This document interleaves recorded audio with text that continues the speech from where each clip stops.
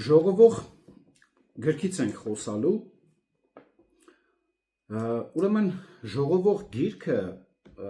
կոչված է, շատ կխնդրեմ ուշադիր լինեք, հենց առաջի նախադասությանը, որովհետև մենք ընթացքում միգուցե հենց հաճախակի կրկնենք և վերջում էլ հենց սրանով պետք է ամփոփենք։ Ժողովող գիրքը կոչված է ցույց տալու կյանքի անիմաստ լինելը առանց Աստծո։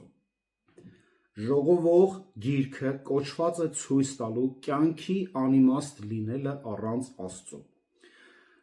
Այս գիրքը հատուկ է, հա, ունայնությանց, ասած ժողովողը։ Ամեն ինչ ունայն է։ Առաջի գլուխ երկրորդ համարում։ Ունայնություն հրեական բառն է, խաբել, խաբկանք։ Ժողովողի գրքում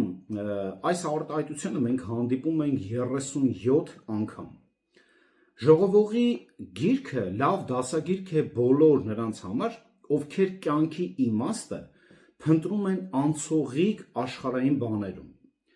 37 անգամ Սողոմոնը տարբեր իրավիճակներում ունայնացնում է հենց տարբեր բաներ։ Գիրքը ցույց է տալիս այս աշխարհում եղած ամեն բանի անբավարար լինելը։ Այսինքն մենք ինչ որ տեսնում ենք, ինչ որ անում ենք, ինչի որ ձգտում ենք այս աշխարհում, ամեն ինչ ունայն է։ Դա անբավարար է, դա չի կարող ի վերջո մեզ հագեցնել և մեր հոգիները ու սիրտը կշտացնել։ Բանալի արտահայտություններից մեկն էլ, որը որ ունայնությանց, բանալի արտահայտություններից մեկն էլ արևի տակ, արեգակի տակ արտահայտությունն է։ Նա 4-5 անգամ կրկնում է այս արտահայտությունը, ինչի համար, արևի տակ եղող այս բաները, արեգակի տակ եղող, նա ցույց է տալիս, որ արեգակի տակ, արևի տակ բոլոր հաճույքները, աշխատանքը, հարստությունը, ձեռքբերումները, աշխարհային իմաստությունները, մեր պլանները, նպատակները բոլորը ունայն են, բոլորը բառից բուն իմաստով։ Արեգակի տակ արտահայտությունը շատ կարևոր է, որովհետև ժողովողի ընդհանուր թեման մենք տեսնում ենք, հենց ինքը նկարագրում է ունայնությունը արեգակի տակ գտնվող բաների մեջ, այսինքն արեգակի տակ, այս երկրի վրա, որովհետև այս ունայնություն բառը և արեգակի տակ լինելը իրարից շատ կապակցված են, որովհետև ունայնություն միգուցե, որովհետև շատ սխալ մեկնաբաններ, քարոզիչներ, մենք այս օրերում մենք տեսնում ենք իրականում մի հատ աբսուրդ, որ ասում է, որ տեսնում են, որ դու շատ ես կարդում, շատ ես ուսումնասիրում, հա, գրքի ծանոթաթ համարներ ես մեջ բերում, ասում է իմաստությունը շատ կարդալը դա կարա մարդուն հիմարացնի, պետք չի, բայց ստեղ, երբ որ ժողովողը այդ արտահայտությունն անում է, նա չի ասում Աստծո խոսքի վերաբերյալ, այսինքն մարդիկ, որ այս աշխարհի գիտությունն են փնտրում, կա, չէ, այսօր ինչ որ գիտական թեզեր են պաշտպանում, գիտության հետևից են վազում, մեկը արևն է բացահայտում, մեկը լուսինը, մեկը Յուպիտերը, Մարսը, այս բոլորը թեկուզ ինչ որ տարատեսակ գիտություններ, դրանք բոլորը ունայն են։ Երբեք Սողոմոնը կամ ընդհանրապես աստվածաշնչյան ոչ մի հեղինակ երբեք նման արտահայտություն չի արել, որ Աստծո խոսքը կարա մարդուն հոգնածնի, հիմարացնի, ունայնություն է, դատարկություն է, ոչ։ Մենք գիտենք, որ բոլորն էլ Աստծո խոսքը իրանց համար առաջինն էր։ Անգամ Տերը ինքն էր ասում, չէ, Դավթի շուրթերով ասում էր, Տերը, չէ, ասում էր, իր խոսքը իր անունից վեր դասեց։ Հիմա ոնց կարա ինքը իր խոսքին, Դավթի որդին, ասի, գիտես ինչ, չէ, իմ հայրը սխալ էր ասում, Աստծո իմաստությունը, գիտությունը, Աստծո խոսքը հոգնեցնում է, լավ չի եւ այլ եւ այլ։ Այսինքն այս արտահայտությունը արեգակի տակ գտնվող, որը որ այս աշխարհին է պատկանում այդ իմաստության մասին եւ իր բոլոր հաճույքներով, նա խոսում է այս արեգակի տակ գտնվող այդ ունայնության մասին։ Այս գրքի տողերի մեջ լսվում է անհույս, հիասթափված մարդու հուսահատության ճիչը։ Ժողովուրդը ցույց է տալիս մարդու անենալելի վիճակը առանց փրկության։ Բավարարվածության փնտրտուքներում մարդը ձգտում է նյութական կամ նույնիսկ բարոյական արժեքների, բայց որքան էլ նա ջանա, նույնիսկ եթե նրան հաջողվում է մեծ ջանքերի գնով հասնել որոշ նպատակների, ի վերջո ամեն բան անհետանում է։ Կյանքի ուրախությունը գալիս է, ասում է, Աստծուց, սա նույնպես Սողոմոնի կենտրոնն էր իր խոսակցության մեջ, այո, նա մի քանի անգամ է շեշտում ոչ շատ, քան ունայնության արտահայտությունը, բայց իր նպատակն էր ցույց տալու, որ կյանքի ուրախությունը գալիս է միայն Աստծուց, դուք ոչ մի բանի մեջ դուք չեք կարող ուրախանալ, ոչ մի բանի մեջ դուք չեք կարող հագենալ, օրինակ, 2-րդ գլուխ 24-ից 25 համարներ, այսպես է ասում. Մարդուս համար ուրիշ լավ բան չկա, բացի ուտելուց, խմելուց և իր աշխատանքով իր հոգուն հաճույք պատճառելուց, սակայն այն էլ տեսա, որ դա Աստծո ձեռքով է լինում, որովհետև ով կարող է ուտել կամ ով կարող է վայելել առանց նրա, և 26-ը, քանի որ Աստված իրեն հաճելի մարդուն իմաստություն, գիտություն և ուրախություն է տալիս, իսկ մեղավորին ծանր աշխատանք, որ կուտակի ու դիզի, որպեսզի Աստծուն հաճելի եղողին տա։ Սա նույնպես ունայնություն և հոգու տանջանք է։ Այսինքն մարդ, ով իր ամբողջ նպատակը դրել է, որ պիտի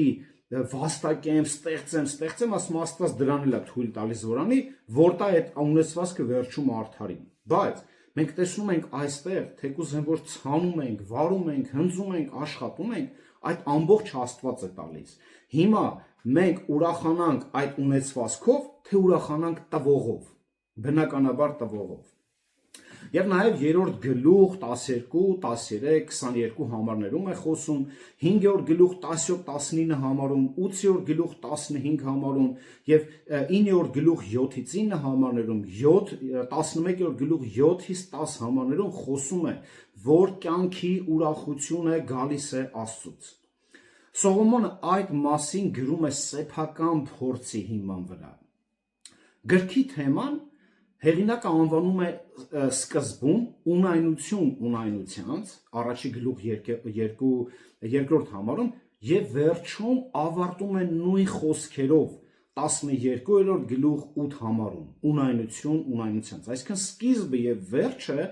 նա սկսում է այս թեմայով և ցույց է տալիս արեգակի տակ գտնվող բոլոր հաճույքները, որ նա արեց, իր սեփական փորձով համոզվեց, որ դրանց մեջ դատարկություն կա, միայն ուրախությունը գալիս է Աստծուց։ Այսինքն երկրային ամեն ինչ ունայն է։ Ժողովուրդը ուրեմն մարդկային բոլոր գործերն ու ջանքերը համարում է ունայն, մարդկային բոլոր գործերը ու ջանքերը համարում է ունայն։ Առաջի գլուխ 14 համարում ասում է. տեսա այն բոլոր գործերը, որ կատարվել են արեգակի ներքո, և ահա դրանք բոլորն էլ ունայնություն են և հոգու տանջանք։ Նաև խոսում է 2-րդ գլուխ 11 համարում, 17 համարում, 4 գլուխ 4 համարում, 7-8 համարներում։ Ես ինչի կշեշտեմ այս համարները, միգուցե մեկը կուզենա արտագրել, պահել իր մոտ, դրա համար չհոգնեք, համբերատար եղեք։ Ժողովուրդը մարդկային բոլոր գործերը ու ջանքերը համարում է ունայն, ասեցի համարը, մարդկային իմաստությունն է համարում ունայն, 2-րդ գլուխ 15 համարը, և արդարությունն է մարդու համարում ունայն, 8-րդ գլուխ 14 համարը, հարստությունն է համարում ունայն, 2-րդ գլուխ 26-րդ համար, 5-րդ գլուխ 10 համար, 6-րդ գլուխ 2-րդ համար, հեղինակությունն է մարդկային համարում ունայն, 4-րդ գլուխ 16 համարը, ուրախությունը անգամ մարդու համարում է ունայն, 2-րդ գլուխ առաջի 2 համարներում, երիտասարդությունն ու ուժն է համարում ունայն, 11-րդ գլուխ 10 համարը, այսօր շատերն ենք, չէ, ուրախանում, հպարտանում ենք, երիտասարդ են, ուժեղ են եւ այլն, եւ անգամ մարդկային կյանքն է համարում ունայն, 6-րդ գլուխ 12 համար, 7-րդ գլուխ 15 համար, եկեք 6-րդ գլուխ 12 համարը կարդանք։ Քանի որ ով գիտե, թե այս կյանքում ինչն է լավը մարդու համար, ստվերի պես անցկացրած իր ունայն կյանքի բոլոր օրերում, քանի որ ով կարող է ասել մարդուն, թե իրենից հետո արևի տակ ինչ է լինելու, ասում է ստվերի պես անցուղիտ իր ունայն կյանքը, ինչի համար է, նայեք, ու նորից հիշեցնեմ ձեզի, ցույց է տալիս արեգակի տակ այն ինչ որ գտնվում է։ Ինչու է մարդկային աշխատանքը հեղինակին անիմաստ թվում։ Այն պատճառով, որ դրա արդյունքները կարճատև են եւ այն պատճառով, որ այդ ընթացքում հաճախ ցանվում են ապագա չարիքի օրինակ նախանձի սերմերը։ 4:4 համարում այսպես է ասում. Դարձյալ ես դիտել եմ ամեն տեսակի ծանր աշխատանք եւ ամեն տեսակի հաջող գործ, որոնց համար մարդուն նախանձում է իր դրացում, այսինքն դու վաստակում ես, դու աշխատում ես, բայց դա ի վերջո հանգեցնում է ինչ-որ մեկի նախանձի։ Եվ ծնվում է անհագ ցանկություն ավելի ու ավելի մեծ հարստության, որը ի վերջո կամ ոչ մեկի չի հասնի, ասում է 4-8 համարը, կամ ընդհակառակը այն ուտողները կլինեն ավելին, քան հարստությունն ինքնին կա։ 4:8 համարում այսպես է ասում. մարդ կա, որ մենակ է ու հաջորդ չունի, այսինքն հաջորդ սերունդ չունի, որ զավակ ունի, ոչ եղբայր, սակայն նրա աշխատանքը վերջ չունի ու նրա աչքերը հարստությունից չեն կշտանում եւ չի ասում, թե ես ում համար եմ աշխատում ու իմ հոգին զրկում բարիքից։ Սա նույնպես ունայնություն է ու ծանր տանջանք։ Այսինքն մարդ, ով իր ամբողջ կյանքը, մենք գիտենք, տես մարդիկ կան, հարուստներ կան, անգամ հայտնի, որ իրոք սերունդ չունեն, հա, բայց իրանք աշխատում են։ Սա այդ նախանձ, այդ փափագ, այդ հարստության մոլուցքն է, որ մարդկանց տանում է։ Ասում է, սա էլ է ունայն։ Եվ հարստության տիրապետումը, ասում է, անցողիկ է։ Այն կարող է հեշտությամբ կորչել անկանխատեսելի հանգամանքներում։ 5:14 համարում այսպես է ասում. Արդ հարստությունը մի ձախորդ դիպվածով կկորչի, եւ նա որդի կունենա ու նրա ձեռքը ոչինչ չի հասնի։ Կամ Աստծո դատաստանի որոշմամբ կկորչի։ 2:26 համար, այսինքն մարդ, ով որ իր ամբողջ կյանքը, նպատակը, հույսը, հավատը դրել էր այդ ունեցվածքի վրա, ասում է դա էլ է ունայն, դա էլ է կորչելու, թե այսպես, թե Աստծո դատաստանի որոշմամբ։ 2:26 համարը, քանի որ Աստված իրեն հաճելի մարդուն իմաստություն, գիտություն ու ուրախություն է տալիս, իսկ մեղավորին ծանր աշխատանք, որ կուտակի ու դիզի, որպեսզի Աստծուն հաճելի եղողին տա։ Պատկերացնում եք, սա նույնպես ունայն է։ Ունայնը այն մարդու համար, որ ինքը վաստակում, կուտակում է, իր կյանքն է դնում, տանջվում, չէ, գիշեր ցերեկ, գիտեք, այսօր հարուստները մեզնից քիչ են քնում, մեզնից շատ են աշխատում, ու ասում է, բայց Աստված ի վերջո դա տալու է նրան, ում որ կամենում է։ Բայց նույնիսկ եթե այն պահես ամբողջ կյանքումը, այն քեզ հետ չես տանի հանդերձյալ կյանք, եւ ստիպված կլինես այն թողնել մեկին, ով չի աշխատել դրա համար, 2:21 համարում է ասում, եւ հնարավոր է, պարզապես հիմար է եւ այն ուղակի կվատնի շատ արագ, 2:19 համարում։ Միգուցե նաեւ աշխատես, ունենաս զավակ, ունենաս որդի, բայց դու թողնես նրան ու դու չգիտես նա իմաստուն է, թե ինչ է, պահի էտի, թե կվատնի։ Ես անձամբ տեսել եմ, մարդ գիտեմ կոնկրետ, որ իր ծնողը մահացավ, չեմ ասում շատ մեծ ահռելի հարստություն էր թողել, բայց հաստատ բավականին լավ թողել էր։ Ես տեսա, որ 1-2 տարում թե ինքը ոնց վատնեց մինչև վերջի լուման։ 2:19 համար այսպես է ասում. ով գիտե, նա իմաստուն կլինի, այսինքն հաջորդ սերունդը, որդին, իր զավակը, որ այդ ամեն ինչը կուտակել է, թողել է դրան, ով գիտի նա իմաստուն կլինի, թե հիմար, բայց տիրելու է իր բոլոր աշխատություններին, այսինքն որ աշխատել է, որ կատարել եմ արևի տակ եւ որոնցում իմաստությունը ցուցաբերեցի, սա էլ է ունայնություն։ Այսինքն սա էլ է ունայնություն, դատարկություն, անիմաստ, որ այս աշխատը թողել եմ մեկին ու ես չգիտեմ, հույս չունեմ, որ նա կպահպանի, թեպետ պահպանի, ինձ ինչ։ Հասկանում եք, նայեք, տարբեր իրավիճակներ է Սողոմոնը բերում, որ ցույց տա ամեն ինչի ունայնությունը եւ բարձրացնի Աստծո իմաստությունը եւ նրա ճանաչողությունը։ Այսպիսով իմաստությամբ աշխատողի բոլոր գործերը ի վերջո ապարդյուն կլինեն։ Ասում է 2 գլուխ 21 համարը։ Եվ ավելին, անկախ նրանից, թե որքան է մարդը աշխատում եւ որքան շատ բանի է հասնում, 2 գլուխ 4-ից 8 համարում է ասում, նրա աշխատանքի պատուղները շուտով նրա համար ձանձրալի կդառնան։ 2 գլուխ 10-11 համար, եկեք կարդանք։ Իմ աչքերի ցանկություններից ոչ մեկից նրանցից չզրկեցի ու ոչ մի ուրախությունից սիրտս զուրկ չթողեցի, քանի որ սիրտս ուրախացավ իմ բոլոր աշխատանքներով։ Իմ բոլոր աշխատանքների վարձը սա էր, ապա իմ ձեռքերի կատարած բոլոր գործերին եւ այդ գործերին անելու համար թափած ջանքերիս նայեցի ու ահա ամենը ունայնություն է, հոգու տանջանք են ու արևի տակ որևէ օգուտ չկար։ Այսինքն նա ի վերջո իր բոլոր աշխատությունները կրկին համարում է ունայնություն։ Ժողովողի աչքում նույնքան թերի էին մարդկային իմաստությունն ու արդարությունը, քանի որ դրանք նույնպես չեն երաշխավորվում լիակատար հաջողություն նրանց համար, ովքեր դրանք ունեն։ Իհարկե իմաստությունն ավելի լավ է, քան հիմարությունը, ասում է 2 գլուխ 13-14 համարը, եւ նախընտրելի է հարստությունից, ավելի լավ է իմաստուն լինես, քան հարուստ լինես, 7 գլուխ 11-12 համարն է ասում, եւ ուժից լինի դա ֆիզիկական թե ռազմական։ Այո, նա համարում է, որ իմաստությունը ավելի կարևոր է։ Սակայն իմաստությունը միշտ չէ, որ պարգևատրում է եւ իմաստունների վերջնական ճակատագիրը նույնն է,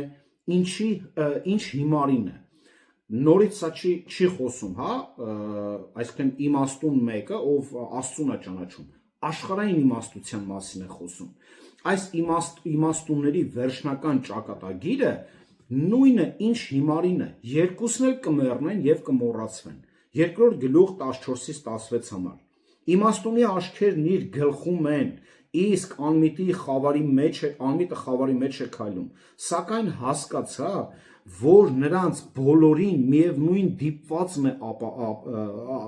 սպասվում։ Այն ժամանակ իմ սրտում ասացի, որովհետև այն ինչ պատահում է անմիտին, ինձ էլ է պատահելու, ուրեմն ինչու ես ավելի իմաստուն եղա, ուստի իմ սրտի մեջ ասացի, թե սա էլ է ունայնություն։ Այո, ինչ վերաբերվում է արդարությանը, ստեղ պետք է տարբերությունը դնենք, հա, ժողովողը չի ժխտում, որ մեղավորները կպատժվեն, իսկ Աստծուց վախեցողները կպարգևատրվեն, բայց այս օրինաչափությունը նրա աչքում անհասկանալի է թվում,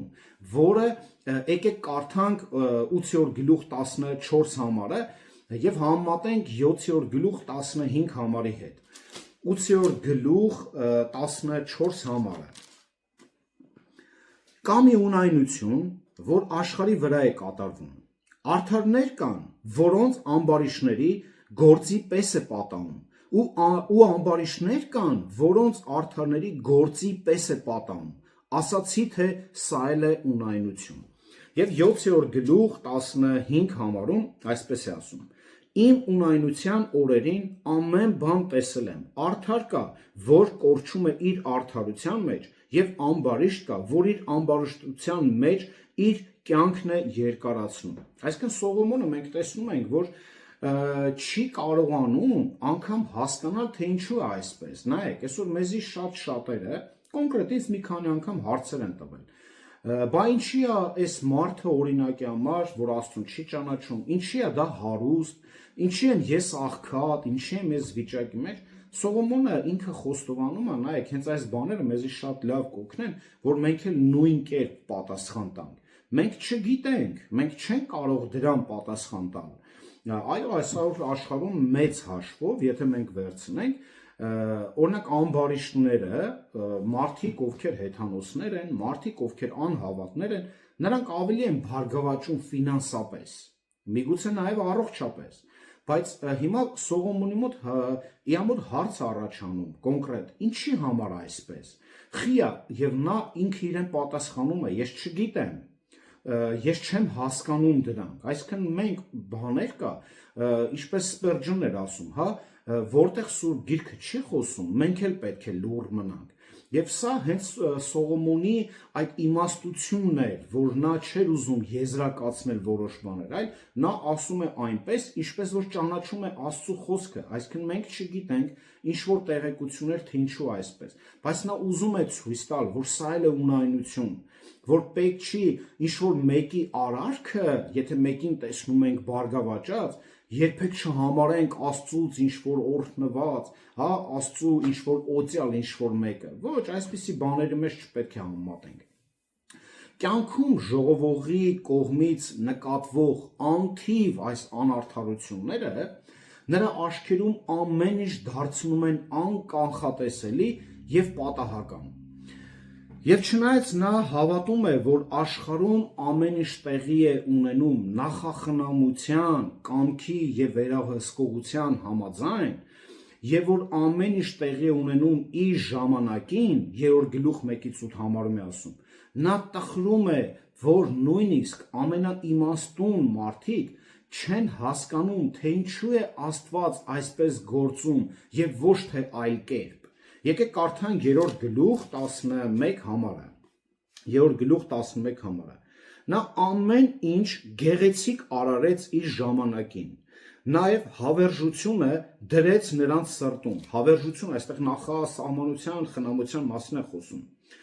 Այնպես որ ոչ ոք չի կարող հայտնաբերել այն գործը, որ Աստված կատարում է սկզբից մինչև վերջ։ Եվ եկեք կարդանք մի րոպե 3-րդ գլուխ 8-րդ գլուխ 17 համարը կարդանք։ 8-րդ գլուխ 17 համարը կարդանք։ Այն ժամանակ Աստծո բոլոր գործերից հասկացա, թե մարդ չի կարող գտնել այն գործը, որ արևի տակ կատարվել է, քանի որ թեև մարդ աշխատում է հայտնաբերել, բայց չի գտնելու։ Ու իմաստունի աչքին էլ կկարծի, թե գիտի, գտնելը կարողություն չունի։ Այսինքն մարդ մենք տեսնում ենք, ինքը չի կարող բացահայտել Աստծո գործերը։ Մենք չենք կարող այս կյանքում ինչ-որ բաներ տեսնել եւ որը որ գիրքը մեզ չի տալիս տեղեկություններ, բայց սկսենք եզրակացություններ անել։ Օրինակ այսօր ձեզի եղել են հարցեր տվել պատերազմի վերաբերյալ մանավանդ շատ են, հա, հարցնում։ Բա որ Աստված կա, ինչի այս բանը սենց եղավ, ինչի այս 44 օրյա պատերազմ եղավ եւ այլն։ Հիմա միգուցե Ուկրաինան էլ ընդեղ է հարցեր տալի, բա որ Աստված կա։ Մենք շատ հարցերի պատասխաններ չունենք, հետեւաբար մենք դրանց մեջ չենք մտնում եւ եզրակացություններ էլ չենք անում։ Աստծո նախախնամության խորհուրդը գործում է նաեւ հանդերձյալ կյանքում, բայց այնտեղ Շեոլում գոյությունը շատ ավելի տխուր է, ավելի ցավալի է ըստ ժողովողի, քան երկրի վրա։ 9-րդ գլուխ 4 համարը։ Նա նաև կասկած չունի, որ Աստված դատաստանի կբերի մարդկային յուրաքանչյուր արարք, յուրաքանչյուր։ Այսինքն ժողովողը նաև ցույց է տալիս, այսինքն եթե դուք տեսնում եք այս մարդու բարգավաճումը իր չար գործերով հանդերձ կամ տարբեր իրավիճակներում Աստծուց անկախ ապրող այս օրհնված ճակերտավոր մարդիկ, իմացեք, որ վերջի վերջո Աստծո դատաստանի առաջ են կանգնելու։ Օրինակ 3-րդ գլուխ 17 համարում Սողոմոնը այսպես է գրում. Ես իմ սրտում ասացի, Աստված կդատի արդարին ու ամբարիշտին, քանի որ ամեն մի նպատակ ու ամեն մի գործ իր ժամանակն ունի։ Այսինքն կգա ժամանակը Աստված իր դատաստանել կանի։ Եվ նաև խոսում է դրա մասին 11-րդ գլուխ 9 համարում, 12-րդ գլուխ 14 համարում, որը մենք հələ դեռ կանրադառնանք։ Նա նաև խոսում է Աստծո ողորմածության յուրաքանչյուր պարգևի, վերևից եկող յուրաքանչյուր բարի վարձատրության մասին։ երկրային կյանքի հետ կապված 9-րդ գլուխ 4-ից 7 համարներում։ Եվ ուշադրություն եկեք դարձնենք 5-րդ համարում ասվածին, հա, եկեք կարդանք 9-րդ գլուխ 4-ից 7 համարները։ Բայց ապրողներին միացած մարդու համար հույս կա, քանի որ ողջ շունը մեռած առյուծից լավ է, որովհետև նրանք, որ կենդանի են, գիտեն, որ մեռնելու են, իսկ մեռածները ոչինչ չգիտեն, ու այլևս վար չկա նրանց համար, քանի որ նրանց հիշատակը մոռացվել է, նաև նրանց սերը, ատելությունը, նախանձը արդեն կորած են, ու նրանք արևի տակ եղած բաներից այլևս հավիտյան բաժին չունեն։ Քո ճամփան գնա, հացդ ուրախությամբ կեր ու գինիդ ուրախությամբ սրտով խմիր, քանի որ Աստված հիմա գործերդ ընդունում է։ Բայց եկեք ուշադրություն դարձնենք 5-րդ համարին, հա, որովհետև նրանք, որ կենդանի են, գիտեն, որ մեռնելու են, իսկ մեռածները ոչինչ չգիտեն, ու այլևս վարձ չկա նրանց համար, քանի որ նրանց հիշատակումը մոռացվել է։ Այստեղ նա խոսում է այն մարդկանց մասին, ովքեր առանց Աստծո ընջել են։ Մարդ, ով առանց Աստծո էլ գոյություն չունի, նա արդեն գտնվում է այդ դատաստանի մեջ եւ իր արած այդ չար, կեղտոտ, հանցագործ, այդ Աստծուց կտրված այդ հաճույքները, որը որ ինքը ապրում էր այս կյանքում, հիմա թողել է ու արդեն նա հայտնվել է Շեոլում, որը որ այս կյանքում ինչ եղավ, նորից մոռացավ, այսինքն ունայն էր, այն ջանքերը, որը որ մենք անում ենք, այս կյանքում կախված ենք, նախանձում ենք ինչ որ մեկի, բան չի էսի սենց չու, էսի ունի ես չունեմ, այն մեկը, այս ամենը ժողովուրդ Սուրբ Գիրքը հստակորեն ցույց է տալիս ժողովողը, մանավանդ մենք գիտենք, որ ժողովողը եղել է Սողոմոնը եղել է աշխարհի ամենահարուստ թագավորը իր ժամանակներում, հա, եւ միգուցե նաեւ հիմա ես չգիտեմ, իր կարողությունը մի անգամ հաշվել են, ես իմ քանի միլիարդների էր հասնում իր ամբողջ կարողությունը։ Եվ տեսնում ենք այս մարդու իմաստությունը, երբ որ նայում էր մի կողմից իր պատուհանից իր ամբողջ ունեցվածքին, իր պահեսների, ոսկիներին, գրվածը չէ ինչքան հարստություններ, եւ նայում այս ամեն ինչը ունայնության աչքերով, բան, որ կարծես գոլորշի լինի, որ անցնելու է, ցնդելու է, բայց ինչ էր ուզում ցույց տալ, այս ամենի հետ միաժամանակ ուզում էր ցույց տալ, որ Աստծուց կախված լինենք, Աստծուց կարճած լինենք եւ նրա ճանապարհներով քայլենք։ Սակայն պետք է նշել, որ մարդկային ջանքերը ժողովողի աչքում բոլորովին անիմաստ չէին, ինչ առումով։ Նա ընդունում է աշխատանքի ուրախությունը, 2-րդ գլուխ 10 համար, իմաստության օգուտն է գտնում, որ դա կարևոր է, ինքը չի ասում դրանք անկարևոր են, դրանցով մի զբաղվեք։ 10-րդ գլուխ 10 համարում է ասում, եւ արդարության գերազանցությունը չարության նկատմամբ, ասում է, չէ՞ մի կողմից, մարդու արդարությունն է ունայն, այսինքն պետք է այստեղ ճիշտ համեմատությունները տանենք։ Նա չի ասում արդար մի եղի, դա պետք է, բայց մարդու արդարությունը ի վերջո դա էլ է կորչելու։ Նա ցույց է տալիս բոլոր, ինչի է տարբեր անկյուններից նայում մարդկային բնորոշումներին, մարդկային հատկություններին, ձեռքբերումներին, կյանքի իրավիճակներին, ստեղծագործությանը, նայում է իր հետ գցածին, նայում է իր նպատակին, ամեն անկյուններից ցույց է տալիս, բայց այս ամենը ցույց է տալիս, որ այս ամեն ինչը վերջ ունի։ Այսինքն պետք չէ ամբողջ սիրտդ կախված լինի ինչ-որ մի բանից։ Եթե մի բանը քեզ հետ չի մնալու հավիտենական, ուրեմն դրանից կախում ընդհանրապես պետք չի ունենալ։ Այլ ցույց է տալիս, մենք վերջում կկարդանք, թե ինչից կախված լինել, որն է մնայուն, ինչն է այս ամբողջ նպատակը, հա, իր գրքի գրման նպատակը։ Բայց նա նաև տեսնում է դրանց անբավարարվածությունը, դրանց վերջին հաշվով սահմանափակ իմաստը, եւ սա է բացատրում նրա գրքի գերակշռող վարդապետական բնույթը, որտեղից է գալիս այս անբավարարվածությունը, այս անհամապատասխանությունը։ Դրա պատճառը մարդկանց մեղքի մեջ ընկնելն է 7-րդ գլուխ 29 համար, նրանց հասկանալու համար նախախնամության, մտքերի եւ ճանապարհների անհասկանալիությունն է 6-րդ գլուխ 12 համար, մահվան անխուսափելիությունն է 12-րդ գլուխ 1-ից 7 համար եւ մահից հետո նրանց հետ պատահելու անորոշությունն է 3-րդ գլուխ 19-ից 21 համար։ Կրկնենք, որ չնայած ժողովողի հեղինակը իր ժամանակի մարդկանց, որոնց կրոնական գաղափարները գնալով ավելի աշխարհիկ էին դառնում, առաջարկում էր մի տեսակ հակաթույն։ Նրա գրքի խոսքերը նաև բացատրվում են մեր ժամանակների աշխարհիկ հումանիզմը, որը բխում է մարդկային եսի եւ մարդկանց Աստծուց անկախության մասին կեղծ պատկերացումներից։ Ժողովուրդ բառը գիտեք ինչ է, ժողովուրդ հիմնական թարգմանությունը ուսուցիչ է, ուսուցիչ, քարոզիչ, այսպես։ Այո, կյանքը կարճ է, բայց լի չարությամբ, անարդարությամբ եւ բազմաթիվ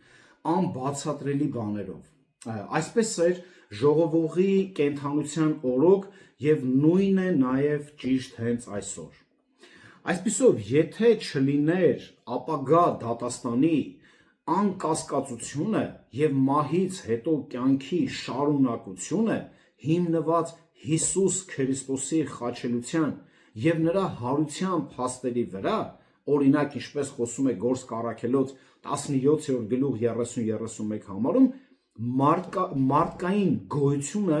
իմաստը մեզ համար կմնար անհասկանալի, մարդկային գոյության իմաստը կմնար անհասկանալի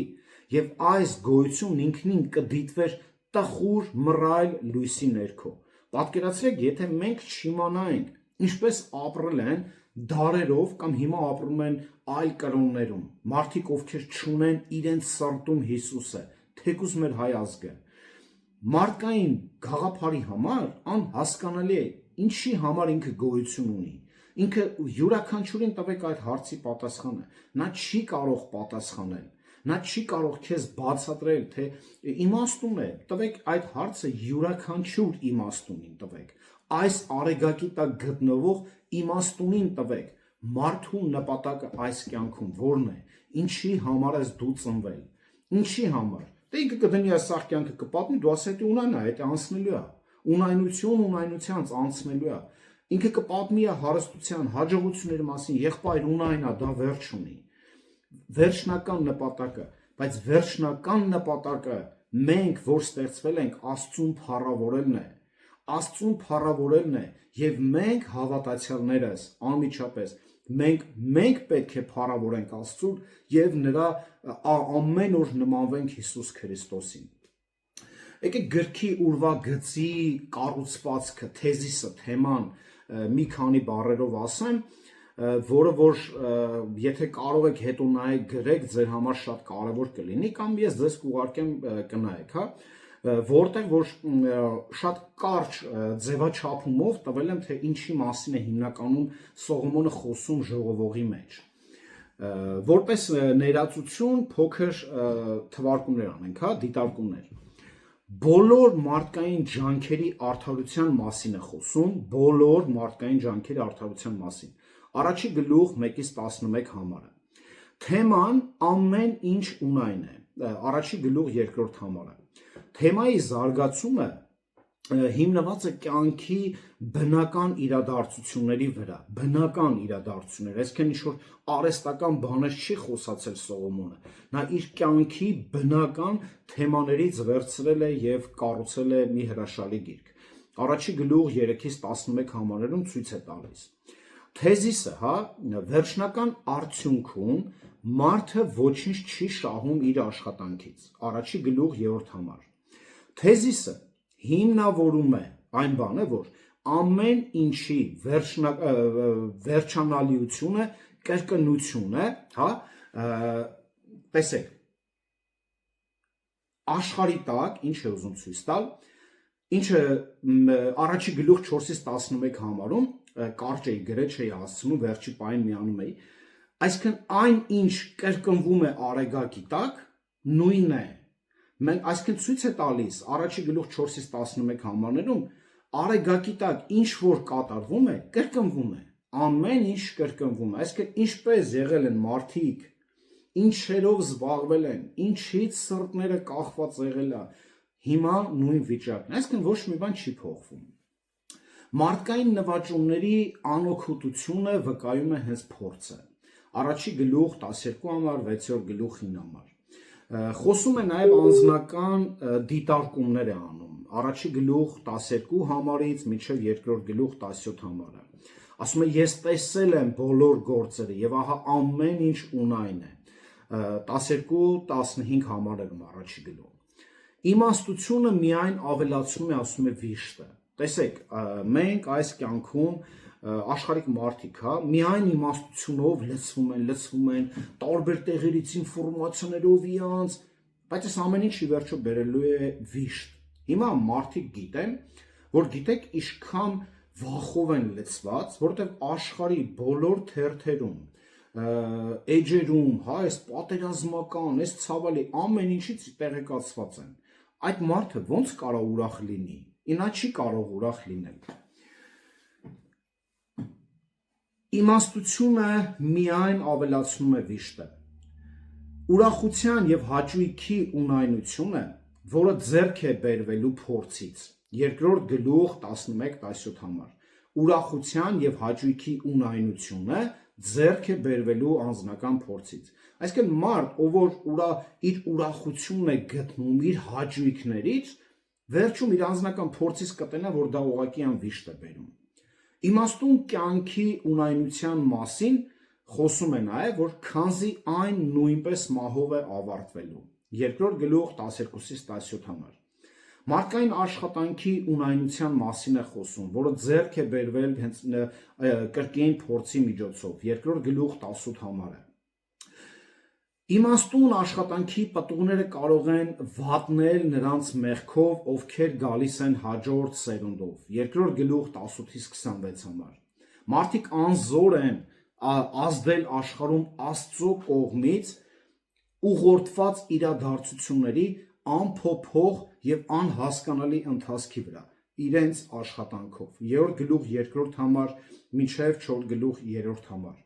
Աշխատանքը կարող է նաև վնասակար լինել եւ դրա պտուղները միշտ չէ, որ հաճելի են։ 4 գլուխ 4 համար, 6-րդ գլուխ 9 համար։ Նաև մարդկային իմաստության սահմանափակումների մասին է խոսում, որոնք գիտակցում են գործնականում,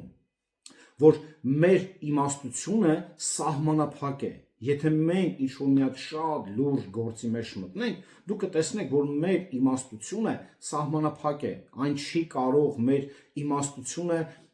ինչ որ ունենք, չի կարող դրանից ավելին մտածել, որտեղ մեր ուղեղը միշտ սահմանափակ է։ Օրինակ, առաջին ներածության այս չափը ցույց է տալիս, որ ամեն ինչ նախապես որոշված է եւ անփոփոխ է խորհրդավոր է։ Ամեն ինչ նախապես որոշված է, անփոփոխ եւ խորհրդավոր է։ 6-րդ գլուխ 10-12 համար։ Մարդը անկարող է հասկանալ Աստծո ծրագիրը, 7-ից 8 գլուխներն ենք մենք տեսնում։ Դժբախտության եւ բարգավաճման իմաստը մարդուն անհայտն է։ Թեկուզ հենց այս առումով, տեսեք, ես փոքրիկ բերում եմ աշխատանքի առումով, բայց եկեք հենց մի հատ դառնանք Աստծուն, մի հատ նայենք ու դուք տեսեք, թե մեր ուղեղը, մեր միտքը ինչքան սահմանափակ է։ Դժբախտության, բարգավաճման իմաստը մարդուն անհայտ է։ 7-րդ գլուխ 1-14 համար։ Արդարության եւ իմաստության իմաստը թաքնված է մարդուց։ 7-րդ գլուխ 15-29 համարներում։ Աստծո վարձատրությունը մարդու համար առեղծված է։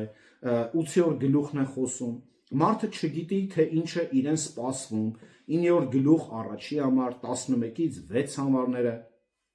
Վերջնական ճակատագիրը բոլորի համար նույնն է։ 9-րդ գլուխ առաջինից 10 համարը։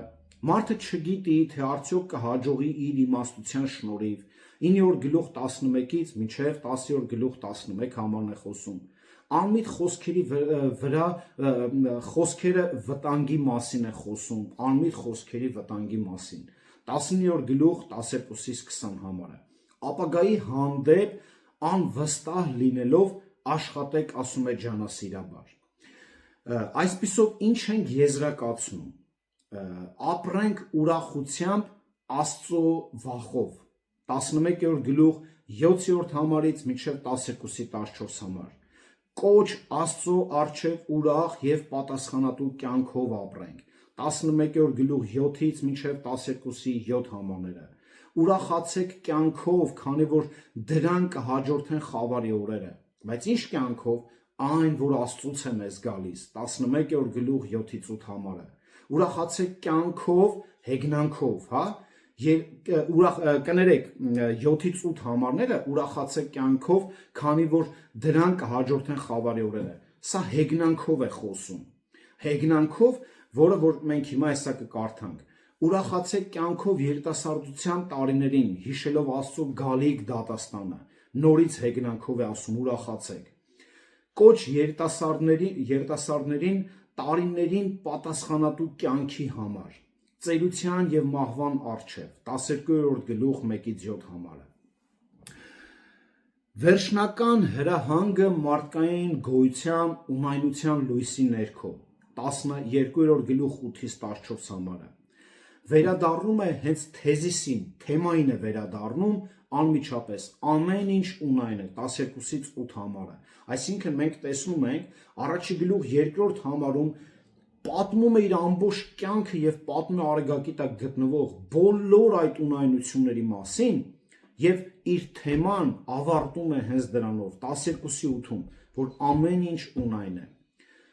Գրքի հատուկ նշանակության մասին է խոսում 12-րդ գլուխ 9-ից 12 համարում։ Եզրափակիչ խորհուրդը ավարտում է գրքի բանալի համարով. Վախեցեք Աստծուց եւ պահեք նրա պատվիրանները։ Եկեք մի քանի պատմական փաստեր տամ, հա, ձեզ Սողոմոնի մասին, որը շատ հետաքրքիր է։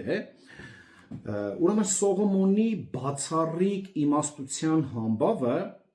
համապատասխանում է ժողովողի պատկերին։ Դավիթը ճանաչեց որդու իմաստությունը 3-րդ թագավորաց 2-րդ գլուխ 6-ից 9 համարում, նույնիսկ նախքան Աստված ավելացրեց դրանք, հա, իր իմաստությունը։ Աստծուց իմաստուն եւ հանճարեղ սիրտ ստանալուց հետո, որը որ գրված է 3-րդ թագավորաց 3-րդ գլուխ 7-ից 12 համարում, ասում է Աստծուց հանճարեղ սիրտ ստացավ, Սողոմոնը ձեռք բերեց արտակարգ իմաստություն եւ հեռատես որոշումներ կայացնելու ունակ մարդու համբավ 3-րդ թագավորաց 3-րդ գլուխ 16-ից 28 համարներում։ Նա ձեռք բերեց այնպիսի համբավ, որը գրավում էր երկրի բոլոր թագավորներին, ասում է 3-րդ թագավորաց 4 գլուխ 34 համարում։ Այս բանից բացի նա գրել է 3 գրքեր եւ ասացվածքներ, որը որ նորից ցույց է տալիս 3-րդ թագավորաց 4-րդ գլուխ 32 համարում, 12-րդ գլուխ 9 համարում։ Ուրեմն ինչպես Հոբի իմաստությունն էր, Հոբի հարստությունն էր գրավում արևելքի բոլոր որդիներին, Հոբի 1:3-ում է, հա, ասում, այնպես էլ Սողոմոնի իմաստությունն էր գրավում արևելքի բոլոր թագավորներին, 4-րդ գլուխ 30 համարը։ Գիրքը կիրառելի է բոլոր նրանց համար, ովքեր լսում եւ օգտվում են, քաղում են ոչ միայն Սողոմոնի կյանքի փորձից, որքան նրա մտածողության սկզբունքներից եւ վերջնական արդյունքներից։ Գրքի նպատակն է պատասխանել կյանքի մի շարք հրատապ հարցերի, հատկապես այն դեպքերում, երբ դրանք տարբերվում են Սողոմոնի սպասումներից, այսինքն նրա սպասելիքները ուրիշ բան էին, բայց մեկ էլ տեսնում է ուրիշ բան է ստացվում, այսինքն այդ փորձերից էլ է նա գրում։ Ուրեմն այս գահակրող իմաստունը ուսումնասիրում էր կյանքը ակնկալելով դրանից ինչ որ մեծ բան ստանալ, բայց նա կրկին ու կրկին ողբում էր դրա թերությունների վրա, որոնց պատճառը նրա հասկացողությամբ հենց անեծքն էր, այն անեծքը, որ Ծննդոց 3-րդ գլուխ 14-19 համարում Աստված տվեց։ Ժողովողը նաև ներկայացնում է Սողոմոնի տխուր ինքնակենսագրությունը, ով իր կյանքի մեծ մասն անցկացրել է Աստծո օրհնությունները վատնելով մարդկային փառքի համար, Աստծո օրհնությունները վատնելով մարդկային փառքի համար։ Նա զգուշացնում է ապագա սերունդներին չանել նման ողբերգական սխալներ։ Պողոս առաքյալը նույնպես զգուշացրել է կորինթացիներին, առաջի գլուխ 18-31 համաներում, երկրորդ գլուխ 13-16-ում։ Ունայնություն բառը բանալի բառն է, նշանակում է առանց Աստծո բավարարվածություն գտնելու ապարդյուն փորձեր։ Ունայնություն բառի նշանակությունն է առանց Աստծո բավարարվածություն գտնել ապարդյուն փորձեր։ Այսինքն սա է, որ մարդիկ փորձում են առանց Աստծո ունայնության մեջ գտնել բավարարվածություն։ Այս բառը օգտագործում է, ասեցի, 37 անգամներ նկարագրելով կյանքի այն երևույթները, որոնք դժվար է հասկանալ։ Ցանկացած երկրային նպատակի հասնելը ի վերջո միայն դատարկություն է առաջացնում։ Պողոս առաքյալը հավանաբար արտացոլելով Սողոմոնի հիասթափությունը գրել է. «Ստեղծագործությունը հնազանդվեց ունայնությանը» Հռոմեացիների 8-րդ գլուխ 19-21 համարում։ Անեծքի, որը որ Ծննդոց 3-րդ գլխում տեսանք, ասում է. անեծքի այս հետևանքները Սողոմոնի կյանքին վրա ստիպեցին նրա կյանքը դիտարկել որպես քամու հետևից վազող ինչ-որ մեկը։ Մարդ, այսինքն իր կյանքը ստիպեց, որ տեսնել Աստված անիծել է այս աշխարհը, այս աշխարհի մեջ ուրախություն չկա, այս աշխարհի մեջ բավարարվածություն չկա, չկա մի բան, որ սիրտդ հագենա։ Դրա համար ինքը կանվանում է այսպես, այսինքն մարդ, ով որ վազում է քամու հետևից, դատարկություն, ունայնություն։ Սողոմոնը հարցնում է. ինչ օգուտ ունի մարդը իր ողջ աշխատանքից, առաջի գլուխ 3-րդ համարը։ Նա կրկնում է այս հարցը 2-րդ գլուխ 4-րդ համարում, 3-րդ գլուխ 9 համարներում նաև։ Իմաստուն թագավորը իր գրքի, ուրեմն զգալի մասը նվիրել է այս դիլեմայի լուծմանը։ Ինչ օգուտ ունի, եթե մարդը անընդհատ տրվում է իր աշխատանքին, եւ մարդու ներքին ապրումների եւ Աստծո նախախնամության մեջ միաժամանակ խորանալու անհնարինությունը թագավորին նույնքան խորը անհանգստացնում էր, որքան որ Հոբին։ Սակայն Աստծո դատաստանի իրականությունը բոլոր մարդկանց համար բազմաթիվ ակնհայտ հանգամանքներին պարզ է դառնում։ Աստծո դատաստանի լույսի ներքո միակ կյանքը, որը արժանի է հավանության, պատշաճ խոնարհության եւ նրան ծառայելու կյանքն է։ Տիրոջը ծառայելու կյանքն է։ Այլ կերպ ասած, ապրած կյանքը աննպատակ է, ի վերջո հանգեցնում է հենց հիասթափության, եթե մարդ ապրում է առանց Աստծո։ Կյանքը վայելելու, այս ճակերտավոր մշտական կոչի եւ Աստծո դատաստանի թեմայի միջև ներդաշնակ կապը օգնում է ընթերցողին հավատքի ամուր թելով կապվել Սողոմոնի Աստծուն, որին որ նա քարոզում է։ Եվ երկար ժամանակ Սողոմոնը տառապում էր այն փաստից, որ փորձում էր վայելել կյանքը, չգիտակցելով, որ Աստծո դատաստանի վախը նրան ուղղորդում էր հնազանդության։ Նա չէր գիտակցում դա, բայց ի վերջո ուղղորդեց հնազանդության։ Վերջիվերջո նա հասկացավ հնազանդության կարևորությունը։ Սողոմոնի անձնական փորձի ողբերգական հետևանքները զուգորդված նրա անսովոր իմաստության հետ արժեք են հաղորդում ժողովողի գրքին, որից բոլոր հավատացյալները կարող են դասեր քաղել հետևանքի աճի համար։ Այս գիրքը ցույց է տալիս, որ եթե մարդը իր կյանքի յուրաքանչյուր օրը, թե աշխատանքը, թե սնունդը ընդունում է որպես Աստծո պարգև եւ երախտապարտ է Աստծո տված ամեն ինչի համար, ապա նա կյանք ունի առատությամբ։ Սակայն նա, ով փորձում է վայելել կյանքը առանց Աստծո, ապարդյուն կապրի, չնայած իր ձեռքբերումների։ Եվ եկեք վերջի մի քանի համարներով եկեք ավարտենք ժողովի այս ներածություն դնենք անունը, հա 11-րդ գլուխ 8 համարը կարդամ 9 կարդամ նաև եթե մարդը շատ տարիներ էլ ապրի ու այդ բոլոր տարիներին ուրախանա պետք է խավարի օրերը նույնպես հիշի քանի որ դրանք շատ են լինելու ինչ էլ որ գա ունայնությունը այսինքն ինչ որ կյանքիդ մեջ գա ունայնությունը ինչով որ դու ուրախանալու ես այս կյանքում կարճելու ես փափագելու ես անգամ մի գիտեք առարկայի ֆինանսի համար իրար փոր են թափում իրար սպանում նախանձում թշնամիներ են դառնում անգամ հարազատ մարդիկ ասում սա էլ է ունայն այդ ամեն ինչից որ դու կարճած ես հիշիր որ այդ խավարի օրերն էլ հիշիր այդ դժոխքի օրերն էլ հիշիր 9-րդ համարը ով երիտասարդ քո պատանեկության ժամանակ ուրախ եղիր ու երիտասարդությանդ օրերին քո սիրտը թող քեզ զվարճացնի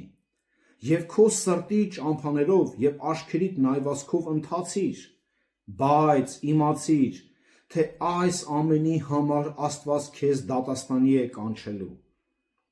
այսօր ինչ են անում երիտասարդությունը բոլորը մարդիկ հաճույք հետևից վազում փափագում են լսոնց ցանցերը նայեք լկտիություն է կատարվում ամբողջ աշխարհում եւ ինչ է ասում Տերը հա անում ես արա հարց չկա արա բայց հիշիր դատաստանի ես կանգնելու եւ սա հենց Սողոմոնը իր համար սա երկյուղ էր որը վերջի վերջո հասկացավ լավ տրվել եմ հաճույքներին տրվել եմ օտար կանանց եմ տրվել կյանքից հաճույքներին վայելքներ ամեն ինչ անում եմ բայց այս ամենը տանում է դեպի դատաստան եւ կարդանք հենց հիմնականում հա ժողովողի Սողոմոնի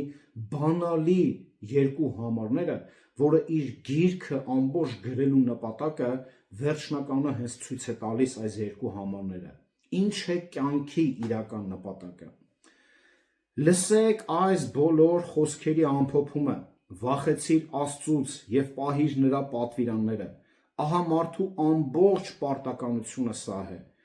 որովհետև Աստված ամեն գործ բոլոր թաքուն բաների հետ թե բարի թե չարը դատաստանի է ենթարկելու ահա այսպիսին էր Սողոմոնի պատկերացրած կյանքը ով տեսել էր ամեն ինչ ով վայելել էր ամեն ինչ ով կարող էր ցուցադրել ամեն ինչ ում որ պաշտում էին անգամ կողի երկրների թագավորները իրանց զորքերով ու իրանց ժողովրդով Սողոմոն էին կանչում բայց այս մարդը վերջի վերջո հասկացավ որ այս իմ ճանապարհը միայն տանում է դեպի դժոխք այս ճանապարհը բոլորինը տանում է դժոխք որտեղ եթե մարդ կարճած է այս կյանքից Փոլ Վոշերն էր լավ ասում եթե քո ցանկությունները հա բավարարվածությունները այս աշխարհի մեջ ես փնտրում հագենում ես այս կյանքից չես մտածում որ երկինքն է քո տունը դրա համար ժողովուրդ ջան եկեք աղոթք անենք աղոթքով ավարտենք որ Աստված մեր սրտերը ուղղի միայն իր խոսքի ճշմարտությունը